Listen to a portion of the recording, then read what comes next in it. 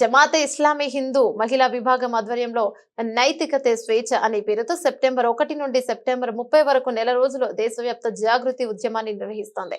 సమాజం నైతిక విలువల ద్వారా నిజమైన స్వేచ్ఛ ఎలా పొందొచ్చో ప్రజలకు అవగాహన కల్పించడమే ఈ ఉద్యమం యొక్క ముఖ్య ఉద్దేశం. అందుకు సంబంధించిన పోస్టర్ను స్థానిక బనగానపల్లె జమాతే ఇస్లామీ హింద్ కార్యాలయంలో స్థానిక శాఖ అధ్యక్షులు అలీబేగ్ అధ్యక్షతన స్థానిక మహిళా విభాగం అధ్యక్షురాలైన మొహతరమ అఖర్తునిసా విడుదల చేశారు. పోస్టర్ విడుదల అనంతరం విలేకరుల సమావేశంలో మాట్లాడుతూ ప్రస్తుతం మన దేశంలో సామాజిక అసమానతలు, లైంగిక హింస, అత్యాచారాలు, హత్యలు ఎక్కువైపోయాయంటూ తమ ఆందోళన వ్యక్తం చేశారు. కార్యక్రమంలో జమాత్ సభ్యులు పాల్గొన్నారు.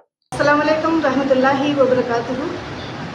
అనంత కరుణామయుడు, అపార కృపాశీలుడైన అల్లా పేరుతో ప్రారంభిస్తున్నాను. జమాతే ఇస్లామీ హింద్ మహిళా విభాగం తరపు నుంచి ఒక ఉద్యమాన్ని ప్రారంభించడం జరిగింది. ఇది 1వ తేదీ నుంచి 30వ తేదీ వరకు కొనసాగుతుంది. జమాతే ఇస్లామీ హింద్ మహిళా విభాగం యొక్క ఈ ఉద్దేశం ఏమిటంటే, ఈరోజు సమాజంలో ఏం జరుగుతుంది, స్వేచ్ఛ అంటే ఏమిటి, దీని గురించి అవగాహన సదస్సును ఏర్పాటు చేయాలి. ఈరోజు మనము చూస్తున్నాం సమాజంలో ఏం జరుగుతుంది, స్వేచ్ఛ తాలూకు ఏం జరుగుతుంది. దీని గురించి ముఖ్యంగా యువత తను తీసుకున్న నిర్ణయము ఇదే సరి అయినది, ఇది స్వేచ్ఛ అనుకొని నిర్ణయాలు తీసుకోవడం జరుగుతుంది. ఈ యువత అది కూడా ఇది సరి అయినది, ఇదే నిజము అనుకోవడం జరుగుతుంది. కాబట్టి దీనివల్ల ఏమవుతుందంటే సమాజంలో ఈ నిర్ణయాల వల్ల మద్యం విచ్చలవిడిగా కొనసాగుతోంది, చెడు విపరీతంగా కొనసాగుతోంది, వివాహేతర సంబంధాలు కొనసాగుతున్నాయి. ఇదే నిజం అనుకొని వాళ్ళు ఇదే సాధారణం కదా అనుకొని వాళ్ళు భావిస్తున్నారు.